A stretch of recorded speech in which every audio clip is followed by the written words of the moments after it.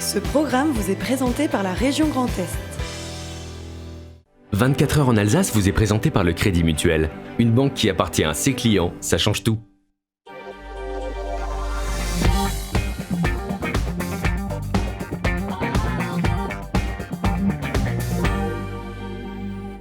Salut à toutes et à tous, je suis ravi de vous retrouver pour 24 heures en Alsace, une heure d'actualité alsacienne.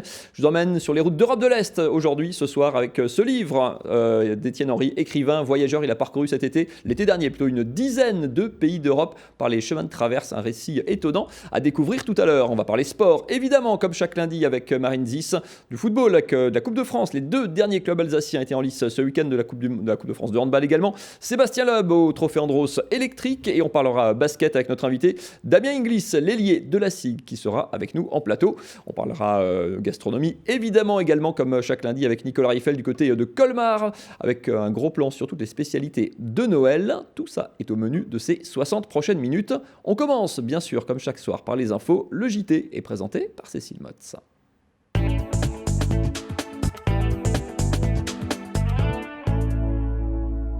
Bonsoir à tous, dans l'actualité alsacienne de ce lundi 9 décembre. Quel avenir pour ces maisons à colombages que nous connaissons bien? Le conseil départemental du Bas-Rhin a lancé un concours pour leur donner une deuxième jeunesse. Éviter que le centre-ville de Strasbourg ne ressemble à n'importe quel autre et soutenir les petits commerces, c'est le souhait de la ville. Un périmètre de sauvegarde pourrait être mis en place. Et puis nous partirons à Paris, gare de l'Est, où les exposants du marché de Noël font grise mine pour cause la grève contre la réforme des retraites. Et pour commencer cette grève, justement, elle en est à son 5e jour. Depuis jeudi dernier, les perturbations sont nombreuses. En gare de Strasbourg, les trains sont rares et cela va continuer sur la ligne qui relie Bâle à la capitale alsacienne. 3 allers-retours seront assurés pour se rendre à Saverne et pour se rendre également à Haguenau. Seul un aller-retour sera proposé. Quant au TGV, un train sur 5 en moyenne sera en circulation. Demain, 151 cars ont été commandés pour assurer la desserte de certaines lignes régionales. Demain, donc, dès 13h30, une nouvelle journée de mobilisation interprofessionnelle sera mise en place. Les manifestants se réuniront à Strasbourg, place de l'Âtre de Tassigny. À Mulhouse aussi, les syndicats appellent au rassemblement. Eux partiront à 10h depuis la place de la Bourse. D'autres rassemblements sont prévus en Alsace. Et cette semaine est décisive puisque les détails de la réforme des retraites devraient être présentés mercredi par le Premier ministre Édouard Philippe. Pour les Alsaciens de Paris qui ne peuvent pas venir en Alsace pour le marché de Noël pendant ces grèves, il y a un plan B. Sur le parvis de la gare de l'Est, producteurs et exposants sont présents depuis le 4 décembre pour la 38e édition du marché alsacien à Paris. Malgré la baisse de la fréquentation ressentie ces derniers jours, les exposants restent confiants. Rencontre avec Nora Boiriwa.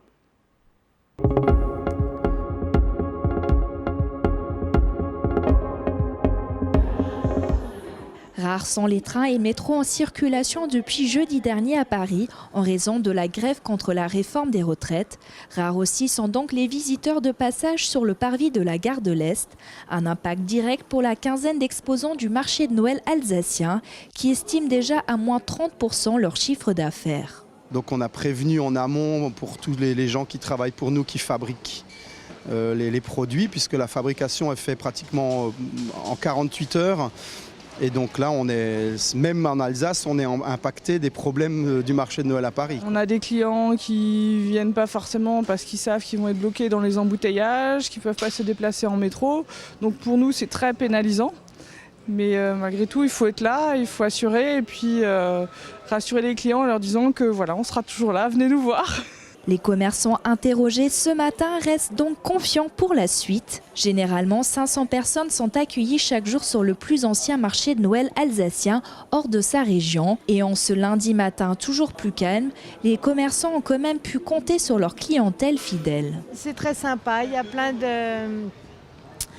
de jolies choses qui font rêver, qui font voyager. J'ai entendu en entrant des gens sortir du marché disant qu'ils devaient aller à Colmar, qu'ils n'y sont pas allés, que du coup ça leur a fait leur marché de Noël. Donc voilà, ce marché a toutes les qualités.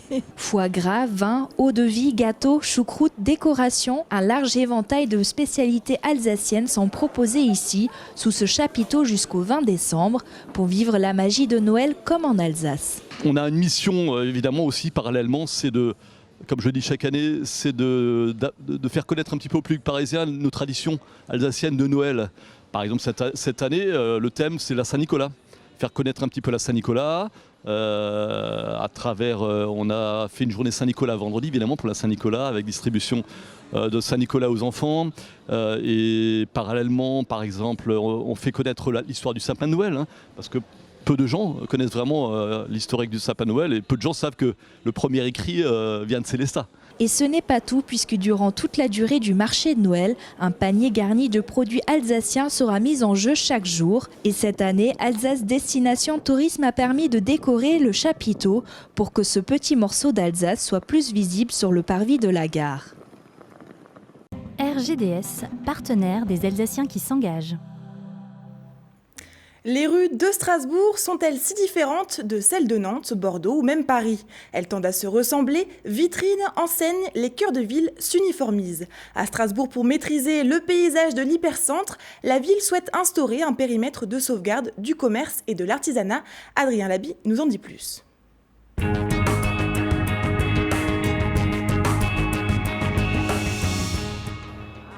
Dans tous les centres-villes, les mêmes commerces, les mêmes grandes enseignes. Un phénomène d'uniformisation que connaissent bien des cités.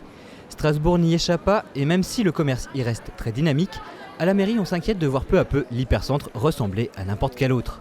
Ainsi, la capitale alsacienne souhaite se doter d'un périmètre de sauvegarde du commerce et de l'artisanat.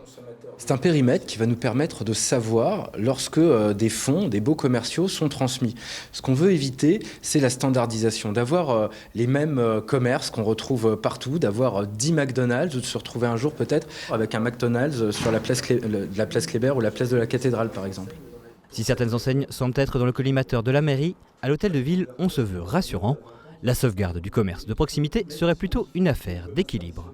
Il n'y a pas de marque à éliminer, je veux dire, dans la diversité, il y a des marques nationales, voire internationales qui sont présentes à Strasbourg, qui seront toujours les bienvenues à Strasbourg, mais néanmoins, on veut un petit peu anticiper l'avenir en se disant aussi que, vu le niveau de loyer, notamment par exemple dans l'hypercentre de Strasbourg, c'est à nous aujourd'hui d'avoir les informations et d'avoir au moins le levier d'action, même si on ne l'active pas à chaque fois, de se dire on veut travailler pour le commerce de proximité et l'artisanat, pour qu'il reste présent, pour qu'il soit présent dans des endroits stratégiques du cœur de ville. Le futur périmètre s'étendra à l'ensemble de la Grande Île, la Petite France, le secteur gare, l'ouest de la Cruteno, le quai des Bateliers et la rue de la Première Armée. Dans ce secteur, la ville devra être informée de toute cession de bail commercial. La mairie se réserve le droit d'intervenir, soit en proposant des alternatives aux vendeurs, soit en dernier recours, en préemptant. Il y aura débat collectif avec la Chambre de commerce, la Chambre des métiers et de l'artisanat, avec les spécialistes du commerce que nous avons à la ville de Strasbourg. Et puis si on doit vraiment appliquer ce droit de préemption, il y aura un débat public au cas par cas. C'est un ultime recours, le droit de préemption. Nous ne souhaitons pas l'appliquer ou l'utiliser tous les jours. On souhaite pouvoir agir en amont. La délibération sera proposée au conseil municipal le 16 décembre prochain et si elle est adoptée, rentrera en vigueur dès le 18 décembre. Elles sont partout, elles font la fierté de l'Alsace, ce sont les maisons traditionnelles. Pourtant, elles sont peu à peu en voie de disparition. Alors le conseil départemental du Bas-Rhin a lancé un concours pour leur donner une deuxième jeunesse. Adrien Laby a suivi les lauréats du concours d'architectes de la maison alsacienne du XXIe siècle. Reportage. Thiers-Villers, à 2 pas de la Moselle, dans le centre-bourg, cette maison, abandonnée depuis plusieurs années, elle tombe en ruine. Typique de l'habitat alsacien, ce corps de ferme est au cœur d'un concours organisé par le conseil départemental du Bas-Rhin. Objectif, imaginer comment la faire rentrer dans le XXIe siècle. Là où beaucoup y verraient seulement une vieille bicoque tout juste bonne à raser, un architecte, lui, y voit une base de travail intéressante. Sur le bâti en soi, il y a une sorte d'agglomération qui est intéressante. Une sorte de juxtaposition d'époques, de périodes, de formes qui diffèrent les unes des autres. On a ici une maison historique, donc avec ses encadrements en grès, etc. Et on a juste derrière une partie qui va être réalisée en tôle éternite et encore juxtaposée un élément en parpaing brut avec une tôle ondulée. Cette juxtaposition d'éléments fait partie de la richesse aussi formelle et architecturale du village. De retour à son bureau, Florent Revel se met au travail et après quelques semaines de réflexion, émergent les contours d'un projet, Les plans suivent rapidement. La maison de Siévillers accueillera des logements pour personnes âgées, un espace service et des ateliers d'artisans. Au cœur de son projet, le lien social, les rencontres. L'idée, c'est de créer une cour commune qui soit le lieu au sein duquel tous les usagers vont pouvoir trouver leur place. Donc c'est une cour qui a une façade unique tenue sur toute sa périphérie, une sorte de colonnade, et où la grande salle polyvalente, les ateliers d'artisans, les espaces communs des logements pour personnes âgées ou le préau. Et en fait, tous ces équipements-là s'ouvrent de façon similaire et analogue sur cet intérieur qui est donc destiné à un lieu de rencontre et un lieu d'échange. Le jury a retenu pour ce projet... Un aspect qui a séduit les jurys du concours organisé par le conseil départemental. Le projet de Florent Revel a obtenu un premier prix. Ça fait plaisir de voir déjà que c'est des problématiques un peu neuves, donc qui émergent à nouveau sur le tissu rural. C'est assez récent comme questionnement. Donc c'est vrai que c'est des sujets auxquels je suis attaché, donc c'est d'autant plus réjouissant. Si en effet, le patrimoine est à la mode et si les plus beaux villages affichent fièrement leurs maisons à colombage, chaque année 400 maisons traditionnelles sont détruites en Alsace. Au conseil départemental, on espère enrayer ce phénomène en inventant de nouveaux usages pour ces bâtiments. J'espère que ça pourra susciter l'envie ou de particuliers ou de communes d'investir ce champ parce qu'il y a eu des bonnes idées qui ont été retirées de ces échanges aujourd'hui. Habitation, commerce, lieux de sociabilité, cantine ou encore maison de service, les idées ne manquent pas pour réhabiliter ces grandes bâtisses. Ne reste plus qu'à passer de la planche à dessin à la réalisation. Et on termine ce journal avec l'image du jour de Olivier Anne. Voilà le pull de Noël du PSG, mais tous ceux qui vont suivre, oui tous, sont bien des Alsaciens qui ont succombé à cette nouvelle mode, également baptisée le pull moche de Noël, et c'est assez vrai. Tous ces Alsaciens pourront se retrouver sur une page locale dédiée au phénomène, et même le 22 décembre prochain pour un apéro pull moche sur la place de la cathédrale à Strasbourg. Ça promet. Merci beaucoup Cécile pour ce JT. On vous retrouve demain ? On vous retrouve demain. Anna Britz. Allez, on va accueillir les invités de la deuxième partie de cette émission. Marine Dix, à qui on parlera sport tout à l'heure. Étienne Henry pour ce livre. Il va nous emmener sur les routes d'Europe de l'Est. Et Damien Inglis, l'ailier fort de la SIG. On va parler basket, évidemment, entre autres, dans cette émission. Installez-vous autour de cette table. La météo de Célia. Et on se retrouve juste après. La météo vous est présentée par France Solar, votre coach régional en économie d'énergie.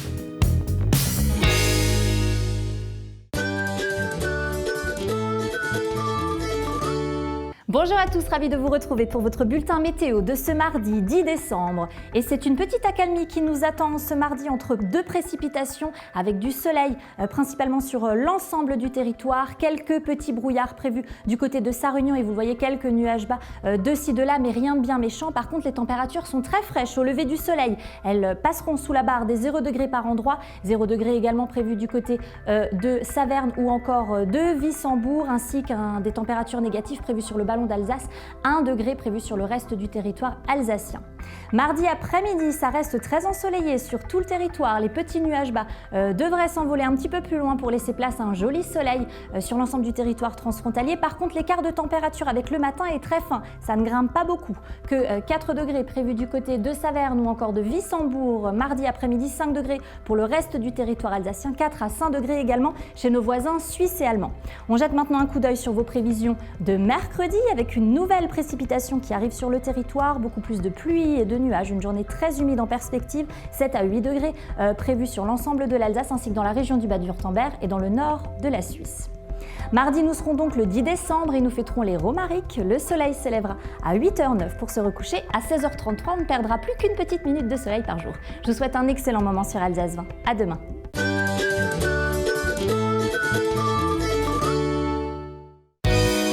Retrouvez France Solar, votre coach régional en économie d'énergie sur www.france-solar.fr. On va voyager un petit peu dans ce 24 heures en Alsace. Je vous emmène grâce à ce livre sur les routes d'Europe centrale et d'Europe de l'Est. Bonsoir Étienne Henry. Bonsoir Mathieu. Vous étiez déjà venu nous présenter certains de vos livres. J'ai cru comprendre que parfois vous preniez des vacances normales en famille, mais vous, votre truc, c'est aussi tous les étés de prendre votre voiture et de partir tout seul, un petit peu à l'aventure, direction Istanbul, Saint-Pétersbourg, Samarcande, Bakou. C'est au gré des étés. Vous tenez votre journal de bord et quand vous revenez, vous en faites des livres. Donc ça, c'est l'aventure, entre guillemets, d'il y a un peu plus d'un an, été 2018. Qu'est-ce qu'on voit de différent quand on part sur les routes, plutôt les petites routes d'ailleurs, vous évitez plutôt les grands axes et les sites touristiques? Ce voyage de 2018, c'était pour marquer le centenaire de la disparition de l'Empire austro-hongrois. Donc j'ai voulu parcourir les marges de ce défunt empire. Et c'est vrai que ce sont des petites routes, puisque ce sont aujourd'hui des régions périphériques de grands pays comme l'Ukraine, la Roumanie ou la Pologne. Et j'ai pris des petites routes, en effet, pour rester dans les frontières de l'Empire telles qu'elles étaient en 1918. Alors c'est comme moi, vous avez besoin de petite révision. L'Empire austro-hongrois, c'est une grande puissance du 19e siècle sur les sur les routes de François-Joseph. François-Joseph, c'est l'empereur qui règne 70 ans, quelque chose comme ça, sur la deuxième moitié du 19e. Il est surtout connu pour la page People de l'époque, parce que c'est le mari de Sissi, devenue impératrice en épousant l'empereur. Donc voilà, ça c'est pour la partie glamour. C'est un empire, comme dit, très puissant, qui a complètement explosé après la fin de la Première Guerre mondiale. Qu'est-ce qui reste aujourd'hui de cet empire quand on parcourt les routes, quand on en fait le tour? Alors il en reste des Wiener Schnitzel, c'est assez inattendu. Il en reste des konditorei. En Ukraine, il y a des konditorei. C'est pour rire, mais ça veut dire que c'est l'influence viennoise et autrichienne de l'époque qui s'est répandue. Et bien sûr, il en reste aussi un bâti architectural. Voilà. Sinon, les populations ont beaucoup bougé. Il y a eu de grands déplacements de populations qui ont eu lieu à cause des guerres en particulier. Bien sûr, il y a aussi une population, une communauté qui était très nombreuse dans l'Empire austro-hongrois qui, elle, a quasi totalement disparu. J'ai nommé la communauté juive. Au gré de différentes persécutions. C'est une Europe, c'est un melting pot, enfin quand on pense mélange, je pense à l'ex-Yougoslavie, c'est un peu l'ancienne Yougoslavie, moi j'ai connu la Yougoslavie, pas tout le monde autour de cette table, mais c'est un peu le même principe, c'était un empire, un pays, et aujourd'hui voilà. C'est 10-15 pays qui ont... Absolument, alors c'est même pire que l'ancienne Yougoslavie, parce que l'ancienne Yougoslavie, en plus, ils parlent la même langue, mais pourtant, aujourd'hui, ils sont ennemis mortels, ils ne peuvent pas s'encadrer, c'est pas plus compliqué que ça. Mais là-bas, imaginez-vous que vous aviez des gens qui parlaient anglais, qui parlaient allemand, qui parlaient ukrainien, qui parlaient tchèque, qui parlaient roumain, qui parlaient yiddish aussi, et tout ça fonctionnait à peu près. Donc il y avait des communautés juxtaposées, mais tout ça, ça fonctionnait de manière harmonieuse. Il y avait l'état de droit, il y avait des financements, il y avait des infrastructures, il y avait de l'éducation. Donc tout ça, ce sont les conditions du développement. Et puis après 1918, un certain nombre de ces conditions ont disparu. Et il en reste aujourd'hui des décalages flagrants de niveau de vie et de PIB par habitant. Il y a un décalage de 1 à 10 entre le sud-ouest de l'Ukraine et le Tyrol du Sud, par exemple. Alors ici, on passe les frontières sans douane, sans papier, mais à l'est, c'est un petit peu plus compliqué, c'est ça? Voilà, dès que vous n'êtes plus dans l'espace Schengen, c'est 1, 2, 3 heures, avec beaucoup de tracasseries, beaucoup d'attentes, des fouilles, voilà, beaucoup de formalités administratives. Il suffit de le savoir. Pas besoin de visa néanmoins, donc c'est quand même la bonne nouvelle. Mais il faut s'attendre à des fouilles, à des questions. Quand on est seul, comme ça, c'est jamais long, ces longues heures d'attente comme ça? Alors comme je suis tout seul, justement, je n'impose cette attente en plein soleil à personne d'autre qu'à moi-même. Donc je ne ressens aucune culpabilité, parce que je n'inflige rien à personne. Et puis moi, je prends mon mal en patience. Et puis après tout, c'est moi qui ai choisi d'être là, donc je ne vais pas m'en plaindre. Damien Inglis, vous voyagez beaucoup, mais alors dans un cadre un peu différent. On parlera basket tout à l'heure. On voyage beaucoup quand on est basketteur, mais c'est toujours c'est très organisé. On est en groupe, on est encadré par le club. C'est le club qui organise tout. C'est vraiment du voyage ou pas du tout en fait? Ouais, c'est carrément du voyage. C'est du voyage et puis c'est aussi on est avec les coéquipiers. Donc c'est beaucoup plus fun. Mais on découvre quelque chose quand même. Ouais. On voyage, on a la chance de faire beaucoup de pays quand même. Donc on voyage et puis on a le match qui est la raison du voyage quand même. Donc on est quand même concentré sur ça, mais on a la chance de voir des beaux pays quand même. On voyage un petit peu quand même. C'est souvent raconté avec beaucoup d'humour, Étienne Henry. Il y a beaucoup de contrepétries qui m'ont fait beaucoup rire. C'est plein d'anecdotes. Il y a les anecdotes qui en sont justes, histoire d'avoir des détails un peu croustillants. Vous faites un focus souvent sur les voitures que vous croisez. Alors vous avez une berline allemande, dont on ne citera pas la marque, qui a bientôt 400 000 km quand même, qui est votre fidèle destrier. Les voitures qu'on voit, alors c'est Il y a des Lada qui c'est devenu presque une blague en Europe de l'Ouest, même si on n'en voit pas ou plus. Mais ça veut dire quelque chose aussi, les véhicules qu'on croise, sur l'industrie de ces pays, sur le niveau de vie. C'est pas complètement anecdotique. Exactement. Donc la Lada, c'est à la base la Fiat 124, donc on l'a tous oublié. Et c'est le deuxième véhicule le plus produit de tous les temps, avec plus de 20 millions d'exemplaires, juste derrière la coccinelle. Donc tout le monde parle de la coccinelle, puis de la Ford T, qui traîne à 15 millions d'exemplaires. Mais il y a eu la Lada. Et encore aujourd'hui, dans l'ex-URSS, la Lada, c'est la bête de somme de tous les jours, qui ne tombe jamais en panne, c'est beaucoup dire, mais disons qu'on sait réparer avec 3 bouts de ficelle. Voilà. Il y avait aussi une photo d'une Renault 12, en l'occurrence une Dacia. Il y a eu 2 millions de Dacia qui ont été fabriqués en Roumanie, alors que le modèle était arrêté en France depuis bien longtemps. Il y avait aussi une Volga. Donc Volga, ça n'a jamais été vendu chez nous. C'était, la grosse voiture de l'apparatchik, soviétique ou des pays frères. En l'occurrence, celle-là était en Ukraine. On pourrait voyager comme ça pendant des heures à travers votre récit. Juste pour l'anecdote, vous êtes strasbourgeois et il y a un Strasbourg. Vous avez trouvé un Strasbourg en Transylvanie. Voilà, la Transylvanie, c'est une région cosmopolite, du moins elle était cosmopolite. Il y avait une communauté hongroise, une communauté roumaine et une communauté germanophone, donc les Allemands de Transylvanie. Et donc il y a une ville qui s'appelle Nagenied en hongrois, Aiud en roumain et Strasbourg à Mirch, qui est sur la rivière locale. Voilà, absolument. Et donc j'en ai trouvé un en Transylvanie.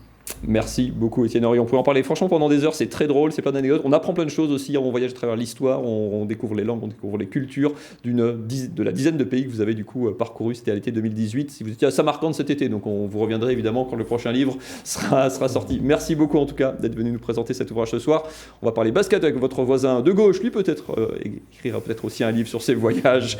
Il aura le temps pendant les déplacements. Le sport, c'est juste après cette page de pub avec Marine Zis.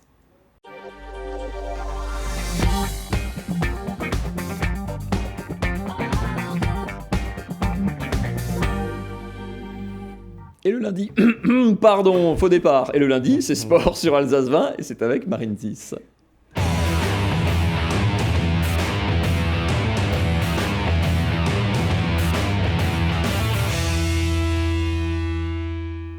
Bienvenue dans Top Sport. Au sommaire ce soir, beaucoup de Coupe de France puisqu'il y avait en football 2 équipes alsaciennes encore en lice ce week-end, Vauban et Mulhouse. Et puis on parlera également en Coupe de France mais en handball avec la SPTT Mulhouse-Rixheim qui recevait une grosse cylindrée, l'équipe de Tremblay qui joue en Lidl Star League. Et puis retour sur le match de championnat pour les hockeyeurs de l'Étoile Noire de Strasbourg. Et puis on parlera basket comme promis avec Damien Inglis, notre invité. Bonsoir. Bonsoir. L'ailier fort de la SIG. Alors quand on vous a invité, vous étiez sur une série de 6 victoires. Évidemment, on vous invite et bam, défaite samedi.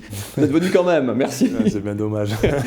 On fera mieux la prochaine fois. Ça, c'est ce match de cette défaite de Nanterre. On va avoir quelques images rapidement. C'était samedi soir au Rhenus. Ouais. Comme quoi, quand on rate son début de match, après c'est compliqué. Super compliqué. Surtout, on leur a donné le rythme. Ils étaient frais, beaucoup plus frais que nous. Donc on l'a payé cash. C'est vrai qu'il y a la Coupe d'Europe qui commence à peser un petit peu. Et puis c'est pas fini parce qu'il y a encore 6 matchs avant la trêve. Nous on compte les jours avant Noël, lui ils ont encore 6 matchs. Bon courage avant la fin de l'année. On en parlera dans un instant. Marine, on va commencer. Je vous emmène à Val Thorens. Vous voulez aller à la neige ? Allez, on y va. Pas beaucoup dans les Vosges, donc... Non, pas trop. On pourra faire une étape peut-être du trophée Andros avec Sébastien Loeb et Yann Erlaché, 2 Alsaciens qui étaient en lice ce week-end. Pardon. Ça, c'est la surprise. C'était Yann Erlaché, surtout celui qu'on n'attendait pas, qui remporte une des manches le samedi. Sébastien Loeb, lui, alors c'est des versions toutes électriques, évidemment, depuis quelques années maintenant. Sébastien Loeb sur une des voitures de sa propre écurie. Lui a eu plus de mal le samedi. En revanche, le dimanche, il se hisse jusqu'en super finale où il a plutôt bien figuré une qualité de plus au rayon des qualités de Sébastien Loeb. Yann Erlaché par contre et Yvan Muller, le grand spécialiste de la discipline, on les retrouvera ce week-end du côté de Macao pour la grande finale du championnat du monde de voitures de tourisme marine. Et puis on parle cross-country avec le championnat d'Europe qui avait lieu ce week-end au Portugal, à Lisbonne, et des Français qui ont décroché la médaille d'or, vous le voyez là, en moins de 23 ans, donc la catégorie espoir. Alors pour rappel, le cross-country c'est une course nature, alors là c'était sur une distance de 8225 mètres. Alors 5 bleus ont terminé dans le top 20, alors Jimmy Gressier, vous le voyez là à l'image, un Français qui a terminé premier de la course, mais il y avait également un Alsacien Alsacien. Vous voyez là la petite tête blonde, eh bien c'est Mohamed Amin El Bouajaji. Il a terminé 10e de l'épreuve, 3e français, et il remporte donc avec l'équipe de France la médaille d'or dans cette catégorie.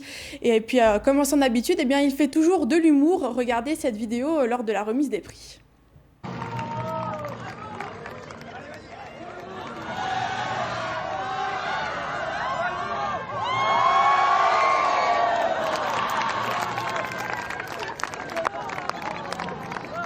On se serait presque cru à un mariage.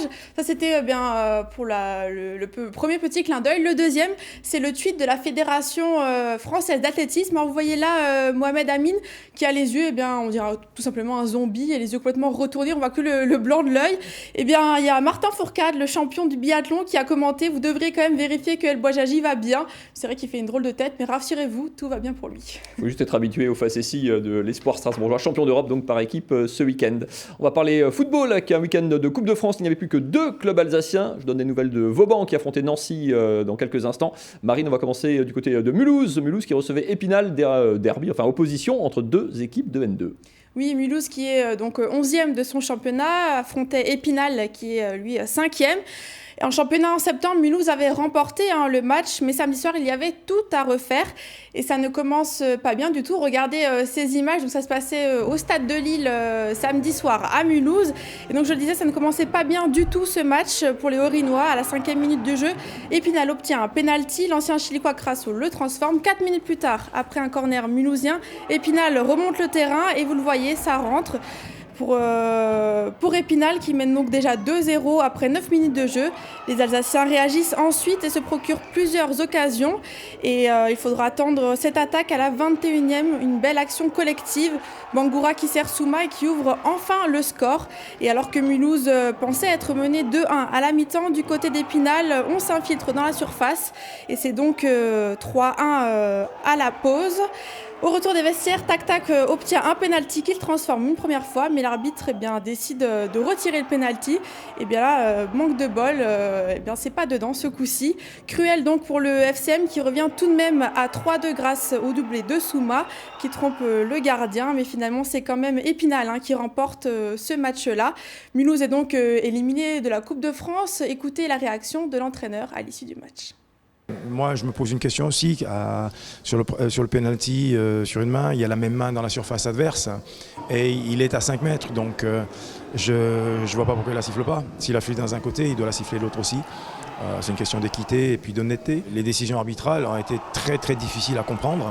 Mais malgré ça, on avait largement la place de tirer quelque chose de plus positif sur ce match.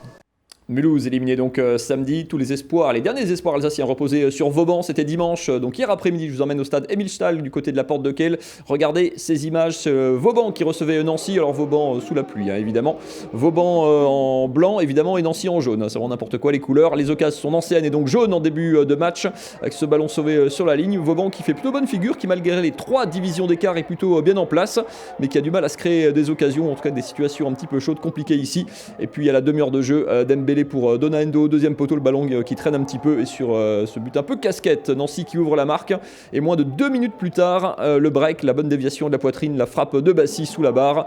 Nancy fait le break 2-0, c'est le score. Donc à la mi-temps, beaucoup de mal pour Vauban pour se créer des occasions en deuxième mi-temps, toujours 2-0 et sur cette frappe dans les toutes dernières minutes, la cagade du gardien et Nancy qui fait le break 3-0. C'est dommage parce que dans les toutes dernières minutes, la bonne passe de Mbaye pour Malik Kala qui réduit le score. On est à 89e, Vauban se rue à l'assaut et c'est là que les Strasbourgeois vont se créer un maximum d'occasions, plusieurs ballons chauds dans la surface mais 2 buts d'écart à remonter.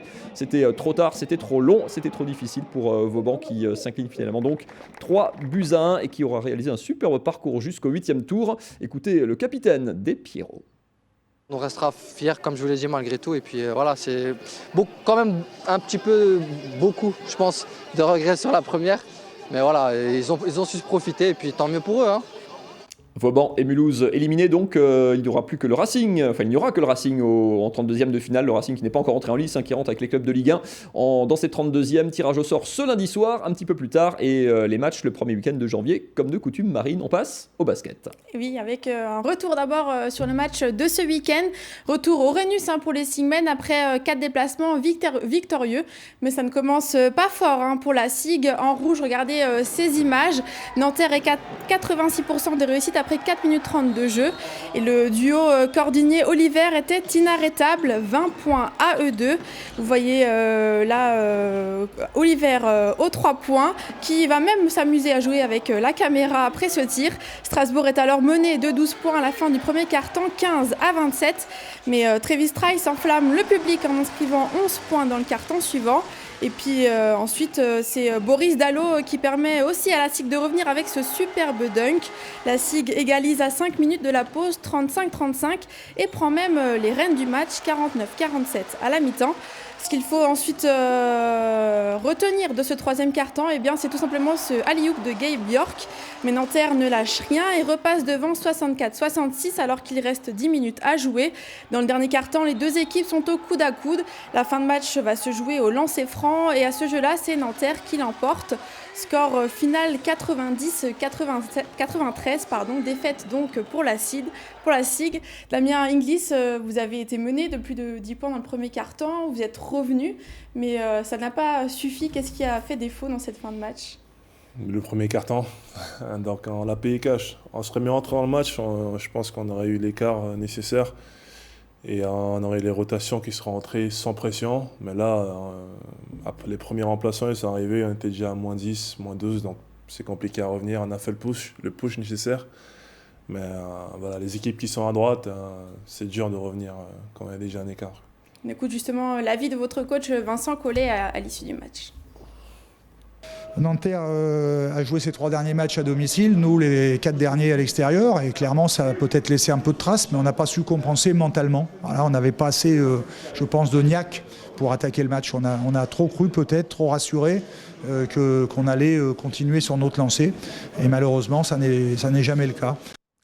Effectivement, il y a eu une super série du côté de la SIG. Alors, il y a un coup d'arrêt avec cette défaite-là. C'est quand même une équipe qui va beaucoup mieux depuis un mois à peu près. Il y a vraiment une saison pour l'instant en 2 phases. Un premier mois et demi, presque 2. Très compliqué, avec beaucoup de défaites quand même pour démarrer. Vous étiez d'ailleurs dans les 2 derniers, ce qui est quand même pas très souvent du côté de Strasbourg. Puis 6 victoires consécutives. Cette équipe, elle s'est trouvée quelque part cette fois. Alors, c'est carrément trouvé. On a des nouveaux joueurs qui savent s'appliquer dans le collectif. On arrive enfin à appliquer les demandes du coach. Donc là, comme je l'ai dit, on est rentré dans la phase où il faut gagner des matchs maintenant et on a le collectif nécessaire, on connaît notre place dans le terrain, donc il faut aussi gagner les matchs maintenant. Ça vous rassure quelque part? Il y avait individuellement, on finit par s'inquiéter quand les résultats ne marchent pas, et puis il n'y avait pas la manière non plus en début de saison. Ouais, carrément, c'est toujours inquiétant un peu, mais bon, là maintenant, on est beaucoup plus serein. Et comme je l'ai dit, on arrive à appliquer les demandes du coach. Et à nous-mêmes, on arrive à jouer ensemble. Donc c'est un gros pas vers l'avant, quoi. Vous êtes actuellement à la 7e place.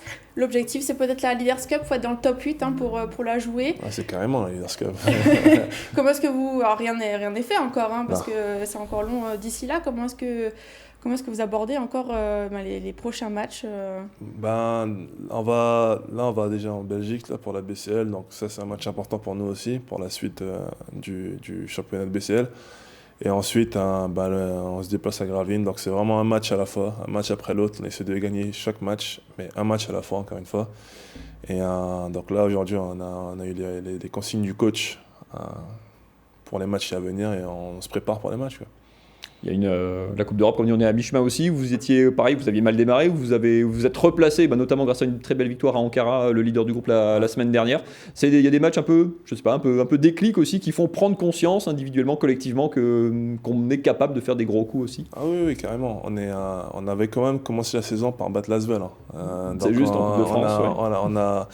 On est capable de faire des choses. Maintenant, il faut le faire tout le temps, il faut être régulier.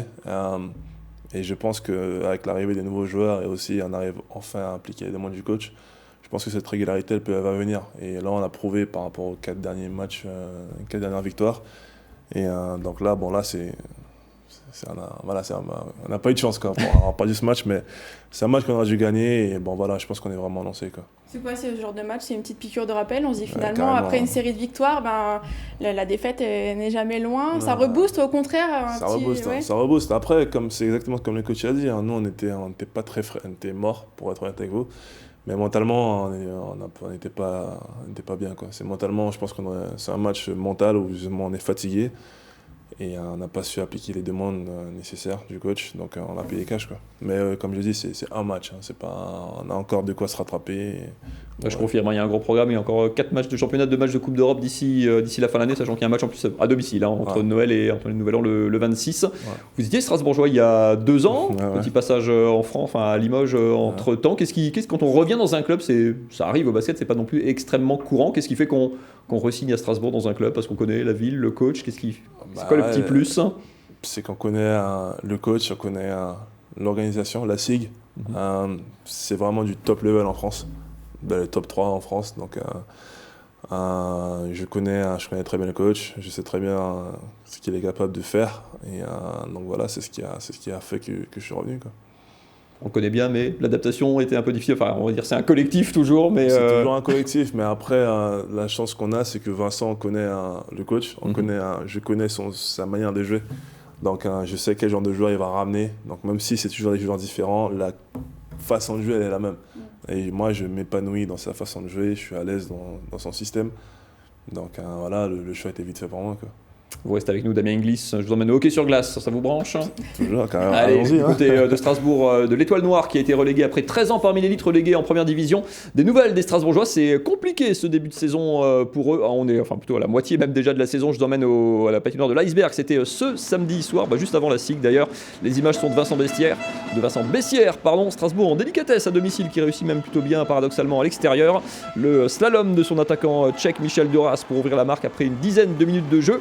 Mais joie de courte durée pour les Alsaciens qui vont cafouiller ce palais en défense. Il est justement derrière la cage.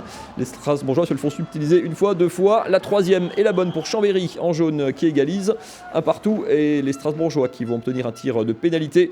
Louis Olive essaye de se faire justice, mais le gardien remporte son duel. Un partout à la fin du premier tiers-temps. Rien de marqué dans le second. Un partout au début du troisième. Et dès le début de ce troisième et dernier tiers-temps, Chambéry, les Savoyards qui prennent l'avantage 2-1 et puis rapidement même 3-1 au milieu de ce troisième tiers. Regardez cette passe, la passe est un petit peu compliquée. Contrôle en altitude avec la crosse pour battre Jadlowski. Chambéry qui fait le break, ça fait 3-1. Les Strasbourgeois 10 secondes plus tard qui reviennent sur ce joli mouvement collectif avec ce but auprès de Sébastien Trudeau. Strasbourg qui va pousser dans les dernières minutes mais qui ne parviendra pas à égaliser et qui s'incline donc une nouvelle fois sur sa glace, 3-2 contre Chambéry. Donc les Strasbourgeois, vous le voyez au classement, au terme des matchs allés, sur 14 équipes, les Strasbourgeois sont 10e, mais c'est très serré dans le bas de tableau. Avant de songer aux playoffs qui concerneront comme partout les 8 premiers, il va falloir surtout côté Strasbourgeois penser à assurer le maintien, Marine. Puis on passe au handball avec les 16e finales de Coupe de France. Ça se passait vendredi soir. La SPTT Mulhouse-Rixheim recevait Tremblay en France. Une grosse cylindrée donc, puisque ce sont des joueurs qui évoluent en Lidl Star League, le meilleur niveau français. Les spectateurs sont venus nombreux encourager les Mulhousiens, mais ils n'ont pas eu longtemps de suspense. Malheureusement, comme on pouvait s'y attendre avec ces 3 divisions qui séparaient les 2 équipes, il n'y a jamais eu match. Les Franciliens étaient meilleurs dans tous les domaines et dès les premières minutes de jeu, les gardiens orinois cherchent à non plus finir la balle dans leur filet. La SPTT prend vite l'eau et se retrouve menée 24-10 à la pause. L'écart grimpe même jusqu'à 20 points à la 40e minute de jeu, 31-11. Les Mulhousiens s'inclinent 27-45. Écoutez la réaction de Mehdi Iguiri, ancien pro qui a évolué notamment à Mulhouse et à Célestat. Il a la double casquette de joueur-entraîneur depuis cette saison. On était perdu un peu à un moment donné en première mi-temps. Et ce qui est dommage, c'est qu'on n'a pas respecté le projet que j'avais mis en place. Maintenant, voilà, on a vu qu'il y avait vraiment 2 grosses marches entre la Lidl Star League et la Nationale 1. C'est donc fini pour la SPTTR en Coupe de France, mais suite ce sera en championnat avec la SPTTR qui est donc promue en Nationale 1 et qui se porte plutôt bien puisqu'ils sont en tête de ce championnat. Écoutez l'un de leurs joueurs. Tout le monde s'apprécie, c'est un groupe de copains et on s'appuie sur l'expérience d'anciens joueurs pro qui étaient notamment au MHSA et aussi avec la fougue de la jeunesse. Donc il y a un peu une sorte d'alchimie qui s'est créée. Et c'est tant mieux. Alors on en profite actuellement. Mais bon, on ne se repose pas sur nos lauriers et on espère que ça va continuer par notre travail quotidien. Il reste donc encore juste un seul club alsacien pour la prochaine étape de Coupe de France. Ce sera donc les 8e de finale. Et c'est donc Célestat qui est encore en lice. Qui s'est qualifié hier en région parisienne. On termine cette émission avec vous, Damien Inglis. La suite pour la SIG. Petite parenthèse, vous avez tenté l'aventure américaine du côté de Milwaukee. Ouais. C'est compliqué comme souvent quand on débarque jeune là-bas. C'est quelque chose qui est passé, qui est encore dans un coin de la tête. Quel souvenir vous en gardez? Milwaukee, c'est du passé pour l'instant. Mais c'est clair que les États-Unis, c'est dans un coin de ma tête. Mais bon, pour l'instant, c'est Strasbourg, quoi. Quand on y a goûté, on n'accroche jamais complètement. C'est clair, c'est le top du top, donc toujours dans le coin de ma tête. Vous participez à la fin du mois au All-Star Game. Ouais. Alors pour ceux qui ne connaissent pas, c'est un événement qui regroupe un petit peu la crème des basketteurs en France. Ouais. C'est quoi pour vous? C'est plus beaucoup de plaisir ou il y a quand même un petit peu du plaisir. Après, comme je l'ai dit, c'est un honneur déjà parce que faut être élu. C'est le top du top quand même. C'est le top du top. Donc je vais représenter Strasbourg. Je serai pas tout seul, je serai avec Gabe York qui sera aussi là pour faire concours en 3 points. Donc c'est un plaisir. Hein. Le match va être du plaisir devant la famille, les amis et tous les Français qui vont regarder le match. Mais voilà, comme je l'ai dit, c'est quand même un honneur d'être élu et d'être nommé dans l'équipe. Grande échéance quand même. Puis sur le banc, il y aura Stéphane Eberlin, le coach de Souffle, qui est également assistant coach de cette sélection. Merci beaucoup, Damien Inglis, d'être venu sur ce plateau. Merci Marine, on vous retrouve lundi prochain. La suite, c'est Nicolas Riffel, comme chaque lundi plutôt. Hein, c'est pas grave, c'est bientôt la fin de la semaine. Cuisiner créatif avec Traiteur Schneider, spécialité alsacienne fraîche, à retrouver dans votre magasin habituel.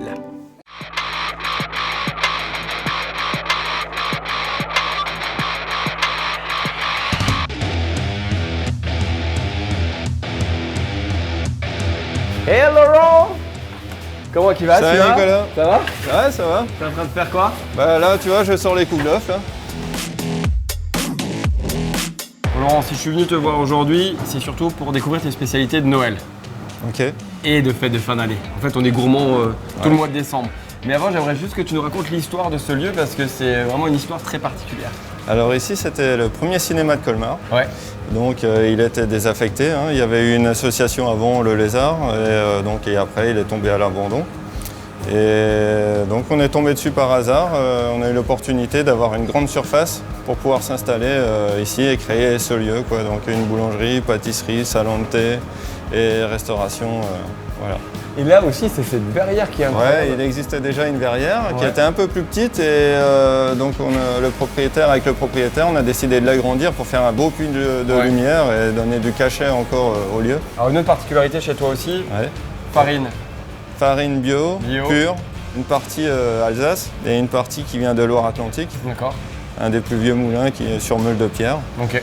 Voilà, donc on fait tous nos assemblages nous-mêmes, hein, on fait nos mélanges. Notre levain est naturel, on le fait nous-mêmes aussi, voilà, tout le pain est bio, quoi. Voilà. Bon, on va voir tes spécialités. Allez. Alors, tes spécialités de Noël, c'est quoi? Alors, on a une brioche à partir de levain, toujours, avec des cranberries et du chocolat blanc. C'est hyper moelleux, il y a un équilibre qui se crée entre l'acidité de la cranberry et le chocolat, c'est top, quoi. Pour la mettre en œuvre, donc on fait une boule. Hein. Donc on pose ça dans un moule en papier, on la fait pousser et ensuite on la met au four avec un petit craquelin dessus à base de poudre d'amande et de blanc d'œuf et on va obtenir donc la brioche qu'on a là-bas. Ensuite on a un stollen, hein, donc le stollen on fait ça maison. C'est une pâte qui a pas d'œuf, on met des raisins, des fruits, on a des oranges confits, des citrons confits, des amandes grillées. Et ensuite, à l'intérieur, lors d'un pliage, on y incorpore un peu de masse pain, un peu de pâte d'amande. On fait un petit boudin, donc ça ensuite on le met sur une plaque et on le mettra à pousser, ce qui va nous donner le pain là-bas. Ensuite, on a les manalas. Hein. Nous, on y incorpore un peu de zeste d'orange. Donc là, on part d'une boule, on vient allonger, on y forme la tête. On aplatit légèrement et là on lui fait les bras et les jambes. On met ça à pousser et ensuite au four. Et là du coup tu as ramené un truc sur la table, j'ai envie de goûter depuis avant, donc j'y vais. Alors c'est un pain flammé C'est une création qu'on a fait lors d'un concours sur M6. Et donc c'est quoi l'émission C'est la meilleure boulangerie de France. C'est un pain donc, qui rappelle la tarte flambée et qu'on peut déguster à l'apéritif. Donc on a fait en forme de boule parce que chaque invité peut prendre une boule. Donc on le tiédit au four légèrement et puis comme ça on a l'impression de manger une tarte flambée avec un petit craquelin dessus. C'est de la chapelure avec des lardons, des oignons de nouveau. Quand c'est grillé au four, ça lui apporte la texture et le goût. Bon. Voilà, tu as aussi une création que tu as faite pour l'émission. Ouais. C'est quoi? Alors c'est une brioche macaron. Ok. Brioche macaron. Ouais. C'est-à-dire? Donc on est parti sur une brioche aromatisée à l'anis. Dedans on y incorpore une crème pâtissière à la fleur d'oranger. Et dessus c'est un croustillant au combava, au petit citron. Donc il faut trouver le juste équilibre pour avoir quelque chose de top. Quoi. Et là, t'as eu quoi comme note? 10 sur 10 donc à l'émission. Voilà.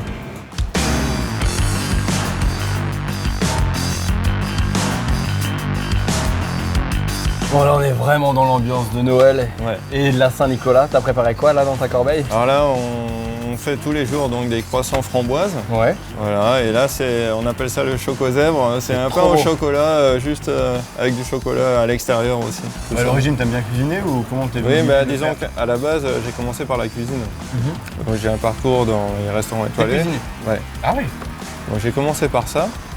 Et à force de faire des palaces et de travailler avec des grosses équipes, il y avait des boulangers, des pâtissiers, etc. Et donc je me suis dit tiens, je continue à me former. Donc j'ai appris la pâtisserie, j'ai appris la boulangerie et voilà, et on s'est lancé.